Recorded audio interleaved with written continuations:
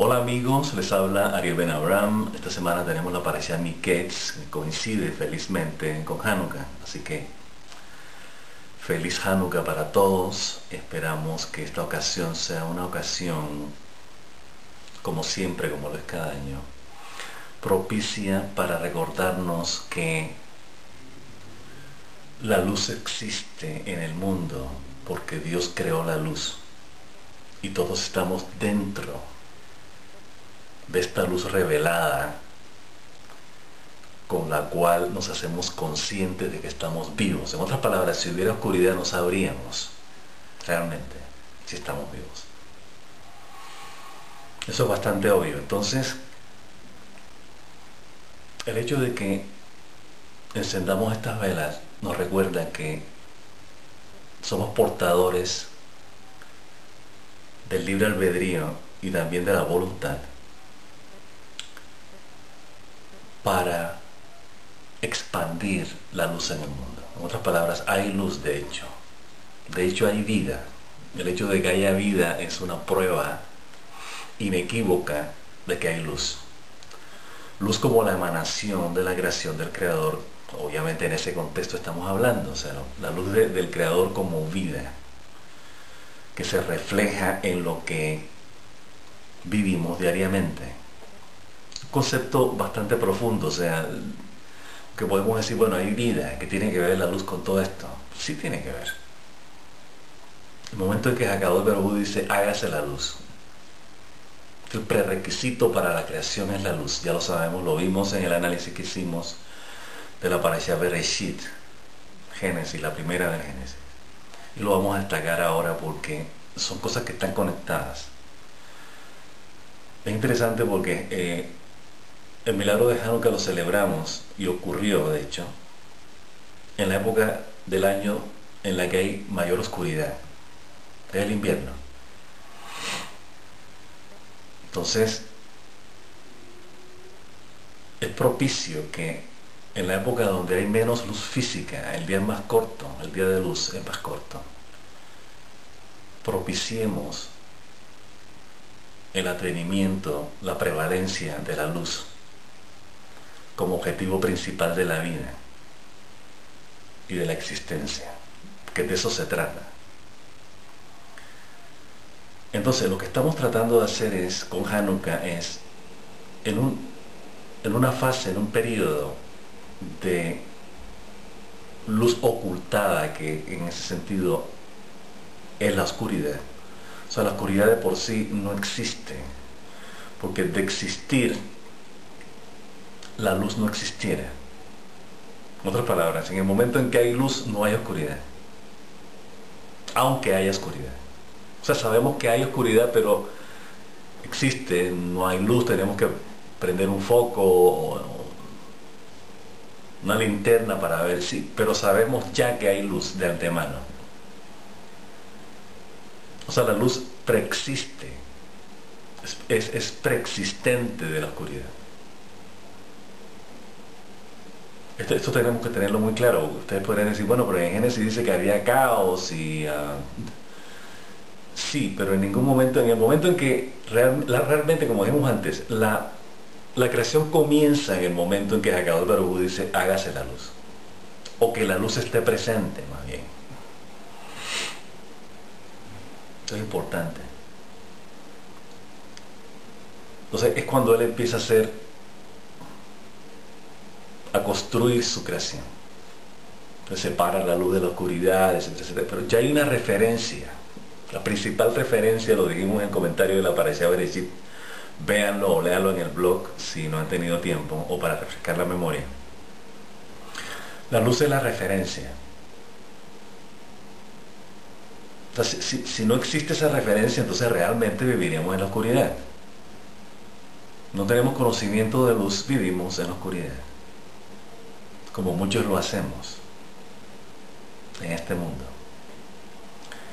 Entonces encendemos las luces para hacer prevalecer esa luz en el mundo a pesar de la oscuridad. Entonces esto es importante, a pesar de la oscuridad. O sea, la luz existe a pesar de la oscuridad. Entonces nuestra tarea es, si sabemos que todo es luz y que hay una luz revelada y una luz ocultada que llamamos oscuridad, nuestro trabajo es revelar la luz ocultada en la oscuridad. Eso es Hanukkah. Ahora, es importante destacar en qué contexto se dio el milagro de Hanukkah. Los milagros suceden a raíz de una situación. La situación es la ocupación greco-mesopotámica. O sea, los griegos, los asirios, llegaron a tenían una alianza, llegaron acá y ocuparon esta tierra. Nosotros nos convertimos en colonia de Israel en ese momento. Como después lo fuimos de Babilonia, de Roma, etc. Entonces, ¿qué significa ocupación? O sea, políticamente, geopolíticamente, sabemos cuando un país, una nación, entra con un ejército, ocupa un territorio, es una ocupación, ya lo sabemos. Pero ¿qué efecto produce la ocupación en nuestra conciencia? Esto es lo que tenemos que dilucidar. Bueno, hay una ocupación, ¿cómo nosotros reaccionamos ante una ocupación? ¿Qué pasa cuando nuestra conciencia está ocupada por ciertas cualidades, ciertas definiciones, ciertas entidades que son ajenas a nosotros? O sea, cuando invasores llegan y nos invaden, lo primero que tenemos que hacer es, ¿quiénes son esos invasores? ¿Cuáles son sus cualidades? ¿Qué representan como entidades? En este caso son naciones. Bueno, ¿qué representan esas naciones? Grecia y Asiria, especialmente Grecia.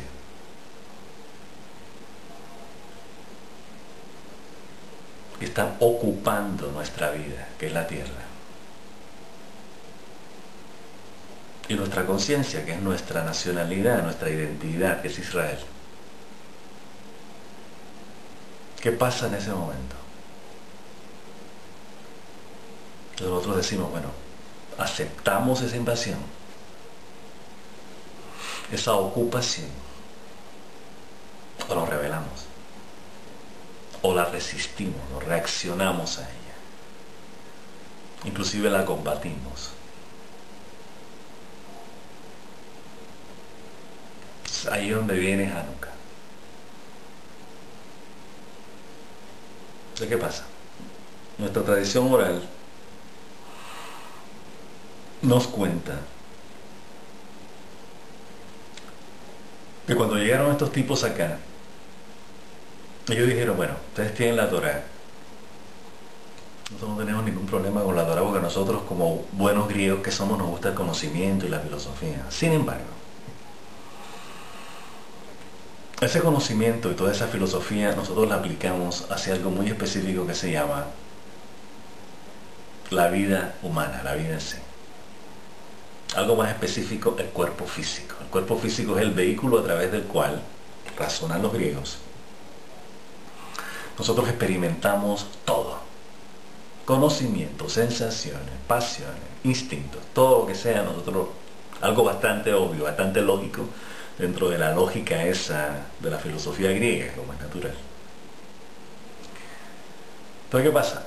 Si la Torá dice, no, nosotros te ponemos el servicio de la vida, el servicio del cuerpo humano, de la vida en sí, al servicio de Hashem, del creador único que existe. Eso es incompatible con la idea griega. La idea griega es, la referencia es la vida humana, el cuerpo. Todo gira alrededor del cuerpo, inclusive Dios. Ellos creían en dioses. Y como todas las naciones paganas, creían en un único Dios del cual se derivaban otros dioses que ellos adoraban. Es importante destacar que la mayoría de las naciones paganas, a través de la historia, creían en ídolos, adoraban ídolos. Sin embargo, ellos sabían que había un Dios detrás de ellos, de esos ídolos. Pero a ellos no les servían a ese dios, les servían era a los dioses menores. De hecho, la Torá lo indica. Las naciones y sus ídolos y sus dioses, o sea, la Torá no lo niega por ningún momento, para nada. La Torá nos dice a Israel, al pueblo judío nos dice, estos tipos tienen sus naciones, perdón, estas naciones tienen sus ídolos, tienen sus dioses. Ustedes no van a adorar los ídolos de las naciones, ustedes me van a adorar a mí. Esa va a ser la diferencia entre ustedes y el resto de las naciones. Y nosotros aceptamos eso, un principio fundamental de nuestra identidad. Nosotros lidiamos directamente con Akadosh Baruj Hu, no lidiamos con intermediarios, de ninguna clase. Es la gran diferencia. Entonces, ¿qué pasa? Ellos, los griegos, creían en dioses. Dioses que de alguna manera reflejaban aspectos de la conciencia humana. Interesante. El dios del amor, el dios de la guerra, el dios de el vino, ¿no? El dios de los mares, el dios del rayo, en fin. Tenían esas entidades que como ya decíamos, reflejaban condiciones típicas de la conciencia humana. Entonces, ¿qué pasa?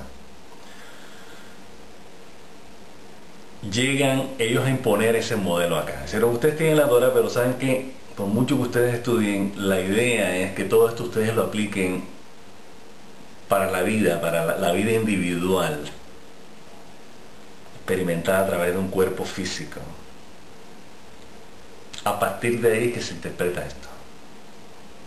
Entonces, claro, eso es una diferencia fundamental contra la manera como los judíos en esa época y hasta hoy, gracias a Dios, interpretaban la Torá en justa oposición.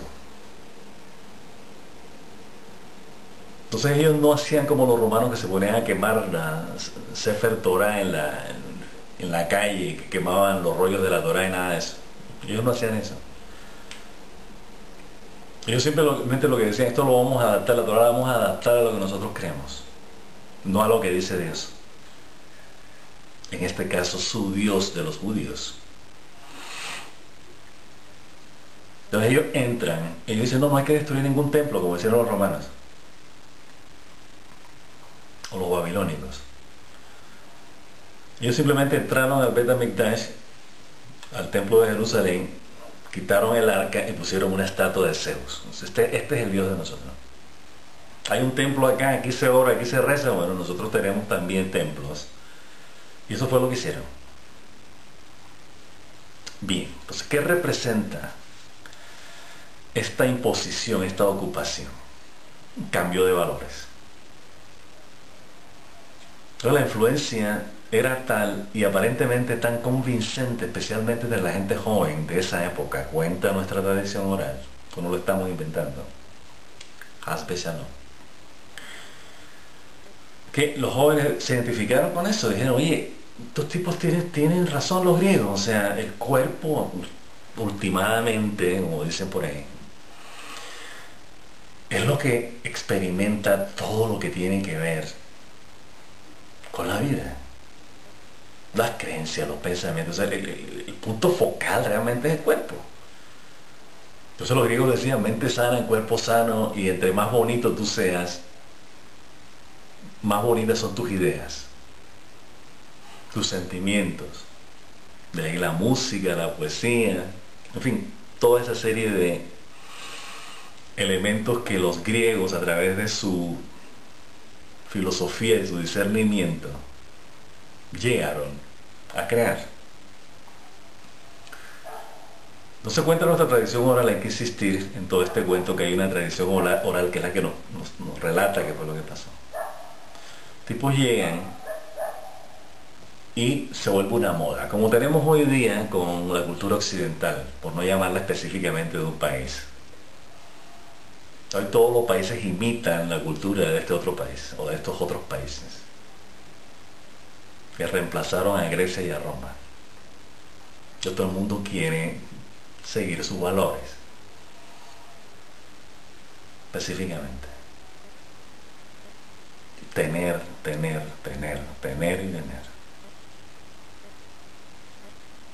y comportarse de esta y de esta manera.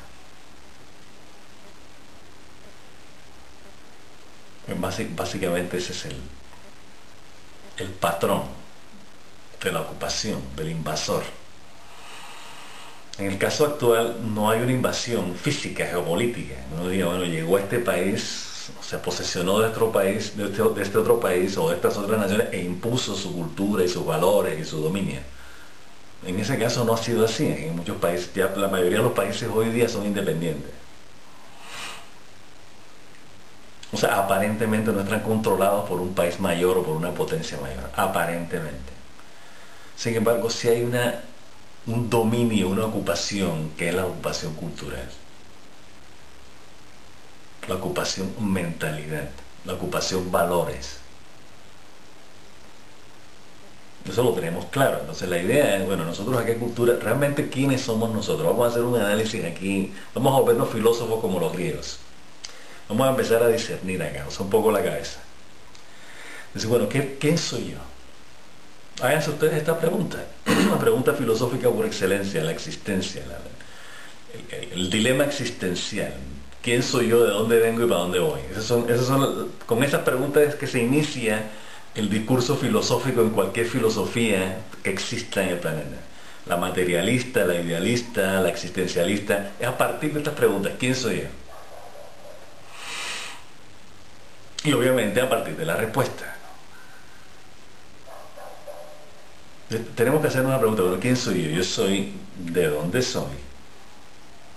Uno puede decir, bueno, soy brasileño, soy argentino, guatemalteco, checo, griego, hablando de Grecia. ¿Y qué quiere decir eso además? Dice, bueno, yo soy de Colombia. ¿Qué significa ser colombiano? ¿Hay alguna definición cultural que diga, bueno, colombiano es así, así, así? Contrario a, u opuesto o diferente a panameño que es así, así, así.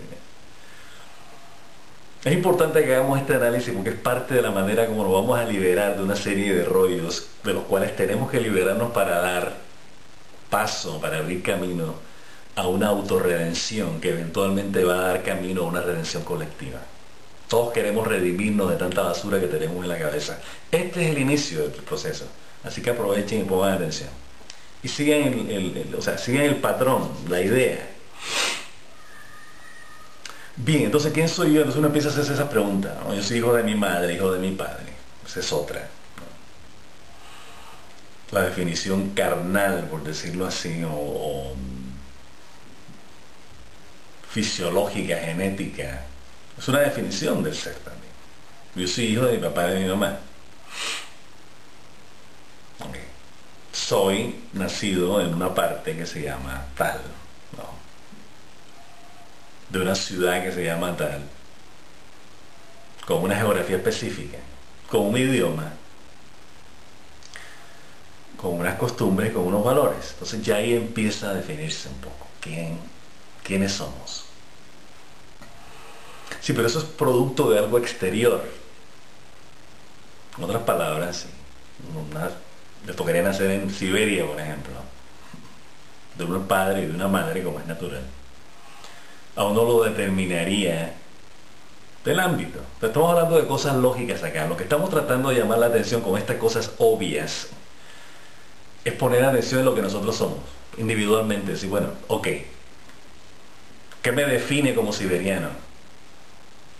¿Qué me define como costarricense?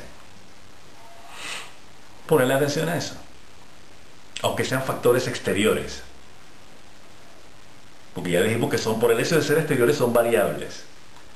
Entonces, todo esto es para decir lo siguiente, bueno, si son variables y cambian de acuerdo a la geografía, de acuerdo a las circunstancias, etcétera, el periodo de la historia inclusive. Una cosa es nacer ahora y otra cosa es nacer hace 1000 años. Dos cosas completamente diferentes. ¿Esto qué quiere decir? Que todo es relativo, que todo es variable y que nada realmente es trascendente, todo está cambiando. Nada permanece. Entonces, ¿qué pasa? Ese mensaje lo capta nuestro discernimiento y dice, oye, pues yo he podido ser japonés. ¿Qué hubiera sido de mi vida si hubiera nacido en Kioto, por ejemplo? O en Okinawa. ¿Sería lo mismo? ¿Sería la misma persona yo? ¿Pensaría de la misma manera? ¿Tendría los mismos sentimientos? ¿Tendría los mismos valores? ¿Mis emociones serían las mismas? ¿O mis sentimientos? Pues esa es la idea. La idea es que empecemos a reflexionar sobre eso. Algo que es exterior y variable va a cambiar de acuerdo al lugar y de acuerdo a las circunstancias y de acuerdo al tiempo, a la época. Entonces nos damos cuenta que hay algo relativo acá. Hay algo que puede ser y no puede ser. O sea, así como pude haber nacido peruano, pude haber nacido egipcio. Entonces la pregunta es, ¿cambiaría eso algo? Pensando en árabe, no sé. Entonces, toda esta reflexión que estamos haciendo, la idea es, ¿qué quiero ser yo? Y ese quiero ser yo a partir de algo que ya existe dentro de mí, que no está determinado por el lugar donde yo nací, por los padres que tuve, ni las costumbres en las que me desenvolví, ni la época en que nací. Algo que trasciende todo eso. ¿Qué es lo que trasciende todo eso? Llamémoslo alma. Si creemos en el alma, ¿no? Y si creemos en Dios, porque si no creemos en nada de eso, apaguen y vámonos, pues, apaguen esto, porque esto no vamos para ninguna parte si ustedes no creen en el alma. Como una emanación del Creador, así como lo es todo lo que existe. Entonces ahí sí decimos, yo ya sé de dónde vengo, cuál es mi verdadero origen.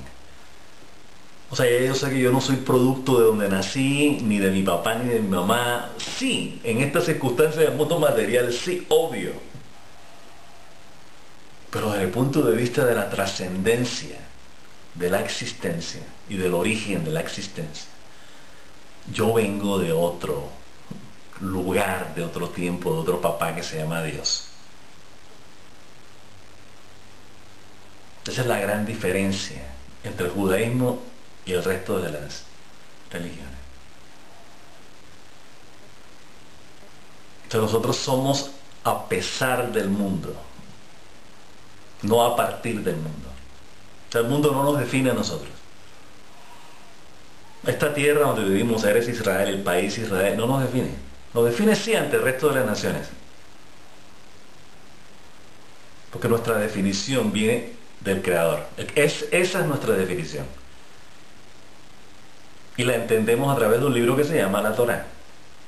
Esa es nuestra identidad.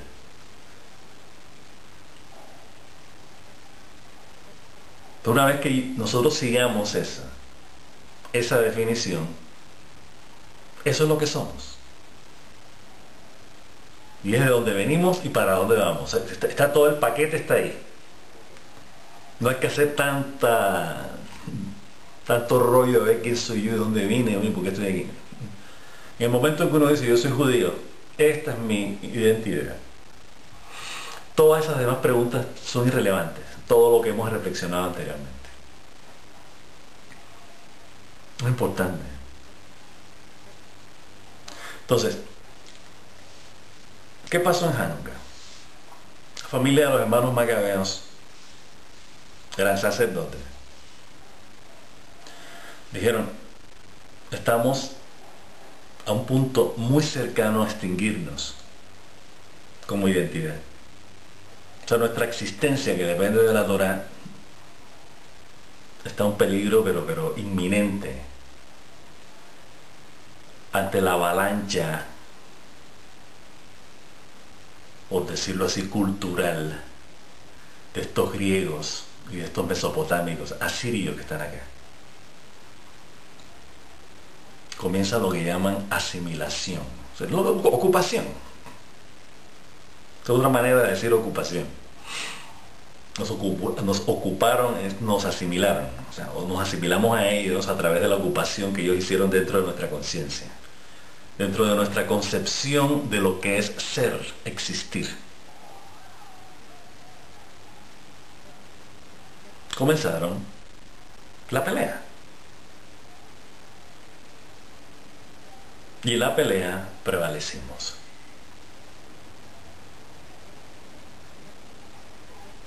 Que fue una victoria temporal, sí, fue una victoria temporal. Pero fue un precedente para las próximas generaciones hasta hoy. Es decir, oye, cada vez que venga una invasión cultural, no cultural, militar, no militar, nosotros no vamos a ceder a esto. Porque sabemos que la luz a la que nos referimos al principio de este comentario siempre prevalece y siempre va a prevalecer. Pero corresponde a nosotros encenderla. Hay que mantener la luz en el templo prendida todo el tiempo. Y con un aceite kasher, un aceite que no esté contaminado. ¿Qué es ese aceite kasher? Ritualmente apto.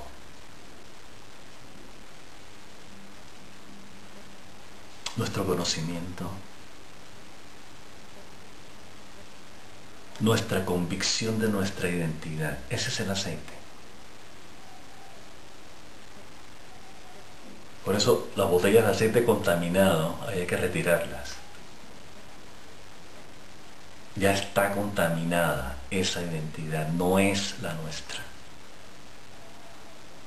Quedó una nada más. ¿Cómo hacemos para iluminar encerrados aquí para que la luz se prolongue todo el tiempo? Hakadosh Baruj Hu interviene. Esta luz va a permanecer mientras ustedes la reconozcan como su propia luz. Esta identidad va a prevalecer, va a trascender siempre y cuando ustedes sean conscientes de esa trascendencia, en otras palabras, que ustedes quieran ser. Ese es el pacto entre las partes. Ese es el pacto entre Abraham y Hakadosh Baruj Hu. Vamos a hacer un pacto. El pacto funciona en la medida en que cada uno de los dos, especialmente tú, Abraham, le dices a Hakadosh Baruj Hu, lo quieres cumplir. O sea, Hakadosh Baruj Hu ya cumplió su parte. Él ya la cumplió. No tiene por qué cumplirla cada vez. Él ya la cumplió. Depende de nosotros cumplir nuestra parte. Ese es el legado de los macabeos. Ese es el legado de Hanukkah. Ellos sabían que había luz. Y que esa luz trasciende a pesar de la cantidad que pueda haber. Sí, había nada más para un día y se prolongó por 8 días, sí. Pero fue la representación simbólica, el milagro se dio, o sea, el milagro de la prolongación de la luz se dio a partir del milagro que nosotros hicimos al rechazar con determinación identidades ajenas a la nuestra. Así se dan los milagros. Los milagros se dan cuando uno tiene la determinación de decir, esto es lo que yo soy, esto es lo que yo quiero, esto es lo que voy a hacer. El milagro sucede enseguida. Como ya dijimos, la oscuridad oculta la luz. Pues sabemos que la luz está ahí. Es cuestión de prender. Apenas uno prende la linterna, o prende el foco, o prende el fósforo, ya. Se acabó la oscuridad. Eso es Hanukkah. Bien, entonces, la idea era comentar sobre la parasha Miketz, que coincide, hace su inicio con Hanukkah este año. Y realmente tiene que ver porque Miketz y Vayigash, que es la parasha que sigue la semana entrante, son las porciones de la Torah más emocionantes que hay. Emocionante, estamos hablando de emotivas. Despierta nuestras emociones. Porque se trata de algo esencial que es amor. El amor nos conmueve. Es amor el que nos conmueve. no es el episodio. En serio, cuando uno está viendo una película o le están echando un cuento, uno se conmueve por el amor que hay en esa historia. Lo que lo conmueve a uno es el amor. Hay unas películas en que uno al final se encuentran y se abrazan y se besan y uno se pone a llorar, ¿no? El amor. O sea, el amor toca nuestras emociones. Pero ¿qué pasa en Miqués? En Miqués es el reencuentro de José con sus hermanos después que ellos lo vendieron. Yo me encuentro extremadamente emotivo. Uno lee la Torá y se pone a llorar literalmente. Es una historia de amor. El amor de José por sus hermanos. Y el amor que reencontraron los hermanos de José con él. A través de la narrativa vemos, y ustedes lo saben, no vale la pena ni repetirlo, pero vale la pena en el contexto que estamos hablando de amor. Todas estas pruebas que les puso José a sus hermanos para saber si realmente ellos primero se habían no tanto arrepentido, el hecho de arrepentirse, esa palabra a veces suena rara, ¿no? Es como si ellos hubieran reconocido el daño que hicieron. Y reconocido en el sentido de, eso estuvo mal hecho, eso no lo vamos a volver a hacer. Ese sería el contexto de arrepentirse. Su hermano los amaba tanto que era un amor ético. Siempre hemos dicho que el amor implica una ética,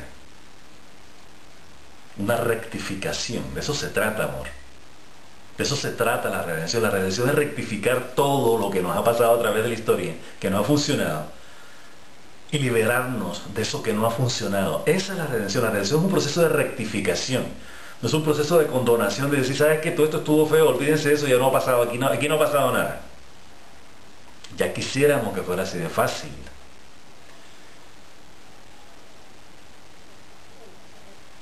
Todos quisiéramos que fuera así. Esto es un mal sueño, una pesadilla, despertar en donde no haya pasado nada malo nunca. No hay referencia de maldad para nada. Entonces no hay recuerdo, no hay referencia, se perdió la referencia. Eso sería ideal. Pero la Torah nos indica lo contrario. Nos indica que hay un proceso de aprendizaje, de experiencia y de rectificación de las cosas que nos impiden ser verdaderamente libres y verdaderamente felices. Toda la Torah es eso. Desde la primera transgresión en el Jardín del Edén hasta la entrada a la tierra prometida, la caída en la idolatría, etc. Todo eso son lecciones. Lecciones para aprender a no hacer eso, a no ser eso, a no tener eso, a despojarnos de lo que no sirve. Esta es la idea. Una y otra vez, de una u otra manera, en el contexto familiar, en el contexto de las relaciones, en el contexto de nuestra relación con Dios, nuestro contexto con el prójimo. Por eso el judaísmo es el paradigma de la ética en el mundo, a través de la historia. Que la Torah se trata de eso, no se trata de ninguna otra cosa, eso es lo que es. Y el amor visto dentro del concepto ético.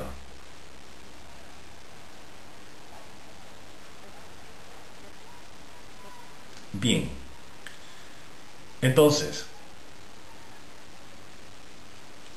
José quiere asegurarse de que sus hermanos han aprendido la lección que también le tocó aprender él a través de su propio exilio en Egipto durante 22 años. Cada uno aquí aprende lecciones, aquí unos no aprenden más que otros, todos aprenden en su propia realidad y en su propia situación. Entonces se asegura que los hermanos darían cualquier cosa por no vender a otro hermano, en el caso de Benjamín, o no dejar a un hermano preso, en el caso de Simón, cuando José dejó a Simón preso como garantía de que fueran a traer al hijo menor, porque él quería saber si era cierto que querían al hermano menor y que lo iban a traer. Él comprueba todo. Cuando él comprueba que estos tipos realmente están agobiados por lo que hicieron contra mí, dice José, son capaces de dar la vida, como lo hizo Yehudá con Benjamín. Le dice a Benjamín, no, yo me vuelvo tu esclavo, pero a mi hermano no, yo no voy a vender a mi hermano. Mi padre se muere si mi hermano menor se vuelve esclavo aquí. Me quedo yo. Esta es la máxima prueba de amor que puede haber. Y fue la que convenció finalmente a José. Cuando Yehudá se enfrenta a él, eso ya viene siendo en Vallegas, pero concentrémonos en Miqueas. O sea, en este proceso de rectificación. O sea, para que la redención que José representaba para sus hermanos en Egipto, esa comodidad con la que llegaron, etc., a pesar de entrar al exilio, tuvo que haber un proceso, tuvo que haber una rectificación de la conciencia para que el amor esté en buenos términos con la vida. Es importante. Por eso decimos una historia de amor. El amor es el que maneja toda esta situación.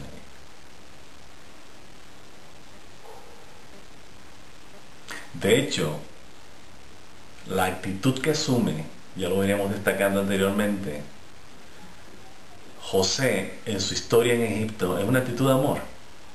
Todo lo que el tipo hace bien, Dios está con él, estaba con él, con José.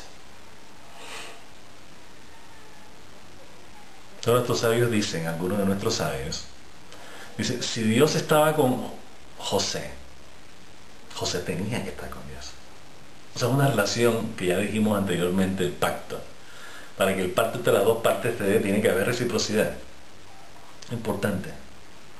La reciprocidad, ya lo hemos dicho, viene más bien de nosotros. Pues ya acabó para los judíos lo que tenía que darnos. Ahora nos toca a nosotros descubrir la parte que nos toca cumplir a nosotros y hacerla. Y siempre hemos sido nosotros los que hemos estado detrás, rezagados en el cumplimiento del pacto, siempre. En ninguna parte acabó, que uno diga, no, en esta parte acabó por un retiro. Nosotros siempre fuimos los que cometimos las embarradas, siempre. Y las seguimos cometiendo. Entonces tenemos que poner atención, pues la idea es aprender de todo este rollo. O sea, tenemos conciencia, tenemos libre albedrío, hay negatividad, existe el mal, la maldad, todo lo que es malo como referencia. Hay que hacer el bien. Hay que insistir una y otra vez que la maldad existe como una referencia para ejercer el libre albedrío. O sea, si no hubiera maldad, no tendríamos idea de qué es lo que estamos haciendo. No es una referencia, no es una opción. O sea, uno no acude a la maldad o se vuelve malvado, especialmente, como una opción. O sea, así como puedo ser bueno, voy a ser malo. No, no se trata de eso. Se trata de usar sentido común, ¿no? Sentido común dice, se está mejor en lo bueno, no se está mejor en lo malo, eso es obvio. Pero hay masoquismo, ¿no? Y hay sadismo, entonces.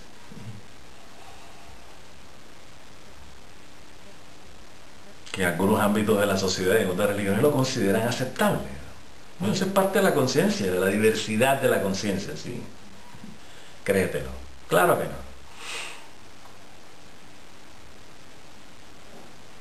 Uno tiene que vivir con lo bueno, por lo bueno, de lo bueno y para lo bueno.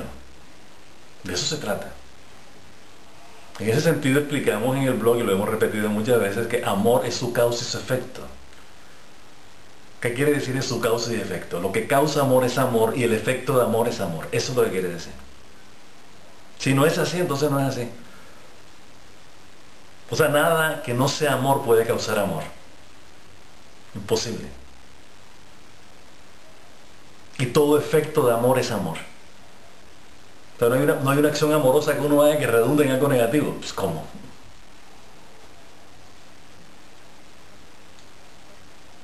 Tenemos que tener eso muy claro en la conciencia. Bien, ya la narrativa está clara en la Torá. Ustedes pueden leerla. El episodio de José y sus hermanos. Hay mucho que aprender ahí, hay mucho que sentir. Es importante que queríamos destacar al principio, pero nos salimos para hablar de Hanukkah, que cuando nosotros estudiamos Torah, esto es muy importante, otro de los mensajes de este video que quiero que pongan atención. Cuando uno estudia Torah, uno experimenta lo que está aprendiendo en varios niveles de conciencia, no solamente en el discernimiento, no solamente en el pensamiento, en las emociones, los sentimientos, sino también a nivel subconsciente e inconsciente. De repente nosotros estamos leyendo algo y ¡pan! Aparece algo. Nos sentimos de determinada manera.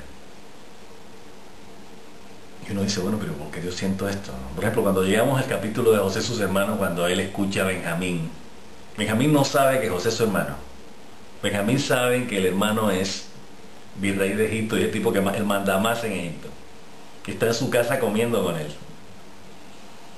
No extraño. Pues le pregunta, oye, ¿y tú tenías un hermano? De tu padre, ¿no? Un hermano como tú. Y le dice, sí. Ay, cuéntame de tu vida. Y dice, fíjate, yo nunca él era mayor que yo, no lo conocí muy bien. Pero sé que el tipo es muy bueno. Tanto que a los 10 hijos que yo tuve, le puse 10 hijos que tienen que ver con la vida de él. Imagínense que uno le dio un hermano que nunca ha visto eso. Si yo no lo conozco, pero sé que como es mi hermano y lo quiero tanto y sé que es bueno, y sé por lo que ha pasado en su vida, porque dicen que todos tenían profecía, todos los hermanos, pero la profecía no era clara, era general. Entonces él sabía que tenía un hermano que había desaparecido, pero no lo daba por muerto, porque él no fue testigo de la venta de su hermano. Entonces imagínense que le digan, que nunca uno lo ha visto y le diga, y uno sea ese hermano, ¿no?, al que se está refiriendo. Les imagínate, yo le puse el nombre de él que es así, y le puse esto por esto. Eso hace llorar a cualquiera. Tanto que el propio José apenas sale, se va al cuarto, llora, vuelve otra vez a su compostura y regresa. No puedo aguantar. Y más aún cuando se da cuenta que el hermano Yehudá, que fue quien lo vendió, dice, primero muerto yo a vender un hermano. Primero esclavo yo a esclavizar a un hermano.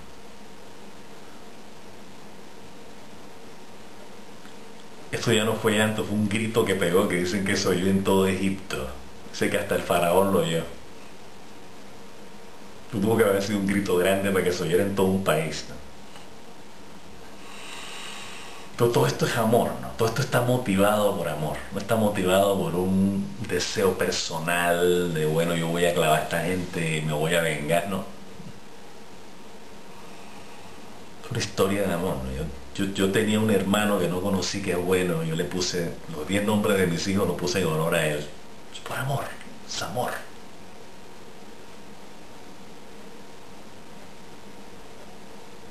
Bien, entonces decimos que como estamos leyendo algo, de repente se nos despiertan cosas dentro, en las emociones, en el pensamiento, en el discernimiento, y a nivel subconsciente también. De repente sentimos algo y dice, bueno, ¿y yo por qué sentí eso? Pongan mucha atención a eso, es muy importante. Y empiecen a preguntarse qué tiene eso que ver con la identidad de cada uno de nosotros, como judíos y como individuos en general. Yo sé que hay mucha gente que ve estos videos que no son judíos. Está bien. Háganse también la misma pregunta ustedes. Así, bueno, ¿quién soy yo? ¿Qué me define a mí? ¿Me define mi lengua? ¿Me define el país donde nació? ¿Me define mi educación? ¿Me define mi cultura? ¿Me definen mis gustos? ¿Qué me define a mí? ¿O me define Dios? ¿De dónde vengo? ¿Quién es ese Dios?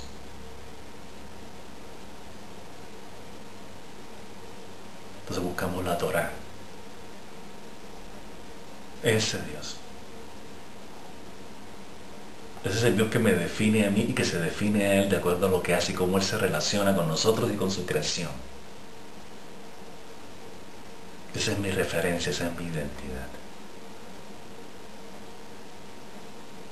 Entonces sí le encuentro sentido a mi vida. Pero esto es profundo, porque uno tiene que realmente llegar a esa conclusión. En serio. Esto no es una cosa que uno lee y dice, yo voy a hacer esto que dice el libro. No. Uno tiene que verse así cuando uno lee el libro. En alguna ocasión he tenido contacto con algunas personas que están en vías de convertirse al judaísmo. Entonces hacen preguntas, ¿no? Obvio, es natural, oye, me pasa esto, ¿tú qué opinas de tal cosa y tal? Y hay algunos que están interesados, o sinceramente están interesados, pero no tienes definidas ciertas cosas. Y es bueno que me refiera en este video porque hay varias personas me han hecho la misma pregunta.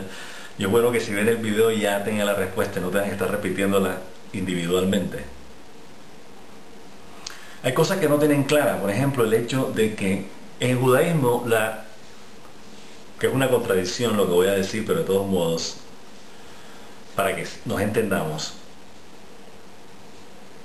la definición más excelsa, más elevada, más sublime que hay de un Dios o de Dios es en el judaísmo. ¿Por qué? Porque no tiene definición. Eso no lo van a ver en ninguna otra religión. No va a ver. Cada religión lo va a definir. Un tipo así que tiene barba, muy bonito, que habla bonito y dijo esto y esto otro. O es el sol, ¿no? O es la naturaleza, el caso de los celtas. Entonces, en el judaísmo no hay definición y se hace énfasis en la no definición. Entonces, ¿qué pasa? Para su servidor en lo personal es como un desafío. Uno dice, bueno, si no tiene definición, me interesa. Que hay algo mucho más allá de la no definición. O sea, si mi entendimiento no lo entiende, mejor todavía. Porque quiere decir que está más allá de mi entendimiento. O sea, tiene que haber algo dentro de mí que está en mí, que no es el entendimiento, que se conecta con esa concepción de Dios, que no es definible. O sea, está fuera de lo que yo puedo agarrar con mi conocimiento y con mi entendimiento. Porque ese Dios no se puede agarrar, no se asimila. No es algo que uno agarre con el pensamiento o con algo así como se dice, la astucia, o como se llame. No. Entonces, ¿qué pasa? Estos judíos en potencia, con lo que me he comunicado, y judías también, en potencia, no asimilan ese concepto. No asimilan ese concepto. O sea, ellos tienen la idea de que tiene que ser un tipo, un hombre, ¿no? O tiene que parecerse algo. Y tienen problemas con eso. ¿En serio? ¿En serio? Y yo no los culpo ni los señalo para nada. Especial no. ¿Quién soy yo para estar diciéndole a nadie en qué creer y en qué no creer? Yo les digo, si ustedes no pueden, por decirlo así, abrazar un concepto abstracto que no entiendan del creador, o sea, que no lo puedan definir, no se metan a esto. Mi madre, no se metan a esto. Sigan en lo que siguen. O sea, uno no tiene por qué forzarse a creer en vainas que uno no entiende. O sea, en otras palabras, si el nivel en que uno está tiene que ser a través de un entendimiento racional. Así que tiene que ser así, así, así para que yo lo agarre. Eso no es el judaísmo. O sea, la concepción del judaísmo de Dios no es esa, quiero decir. Es más específico. Estamos hablando acá de cómo definimos lo indefinible. Entonces yo les digo, mira, si tú te sientes bien creyendo de que el tipo tiene barba, tiene los ojos azules y caminaba sobre el agua, No hay problema con esa vaina, en serio. Pero eso no es judaísmo. O sea, ojo, no te metas en esto, sigue en lo tuyo. O invéntate algo que concilie esa imagen que tú tienes de un creador. Digo un, no él, porque él no se define de esa manera para nosotros. Un creador. Uno que él llama creador, o que esa persona llama al creador. Y está bien. Otra pregunta que hacen. Es que a nosotros nos da la impresión que si nosotros no cumplimos lo que dice la Torá y tal, no seguimos los preceptos de los judíos, nosotros nos vamos a ir al infierno. ¿Quién ha dicho esa vaina? Al contrario, el Talmud dice que solamente 7 preceptos cumplen los no judíos. Y con esos 7 preceptos, si los cumplen, se van al Gan Eden, o sea, al jardín del Edén o al cielo, como ustedes lo llaman, exactamente igual que nosotros, exactamente igual. Es más fácil, créanos. Es más fácil para un no judío que no cree en idolatría, obviamente, o sea, que sigue los 7 preceptos de Noé. Mucho más fácil.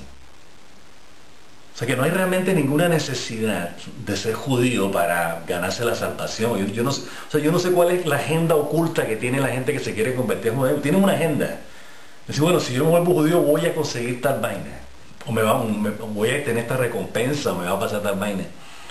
Eso no aparece por ningún lado en el Talmud. Ojo, si ustedes creen, como dicen, acuéstanse, vuélvanse a dormir, o sea, acuéstense y levántense después, como sea. O sea, si se levantan con esa vaina, vuélvanse a dormir. Exacto. No trata de eso. Es muy importante esto. Bien, entonces hemos hablado un poco de todo y, por decirlo así, muy poco de Miketz, pero básicamente esa es la idea. O sea, la idea es que hay un amor que hay detrás de la historia de José y sus hermanos. Y lo importante es que amor sea lo que prevalezca, que es lo que prevalece al final. Entonces, en ese sentido, José, lo vamos a repetir, ya lo dijimos antes en la parasha anterior. Dijimos que José es el punto focal, José se vuelve primogénito. ¿Por qué? Porque es la extensión, dijimos, la extensión de Jacob, de Israel. O sea, cuando decimos las generaciones de Jacob, José es la extensión de él. ¿Qué es la extensión del amor? Es la historia, o sea, es una historia de amor. Es una historia de redención, de eso se trata el judaísmo. José entonces se vuelve la referencia, José se vuelve la extensión de Jacob, Israel, el primogénito. ¿Y qué representa esa referencia? Ya lo dijimos antes, amor. Desde el momento hasta el final, desde el momento en que José nace realmente, hasta que termina, él es amor para sus hermanos y para lo que lo rodea, ojo. Toda esta salvación que hubo de Egipto, el sueño que tuvo él, que es lo que trata Miketz, los sueños del faraón, tienen que ver con la salvación no solamente de un país, sino de toda una región del mundo. O sea, iba a haber 7 días, y los hubo, 7 años de hambruna en toda la región. Gracias a José esa hambruna no se dio. Y eso es amor. Salvar gente de la hambruna. Entonces, el papel que cumple José acá no solamente amor desde el punto de vista de su familia, que es lo que hemos enfatizado últimamente, sino que también representa amor, salvación, redención, alivio, supervivencia para el resto de la humanidad conocida de entonces.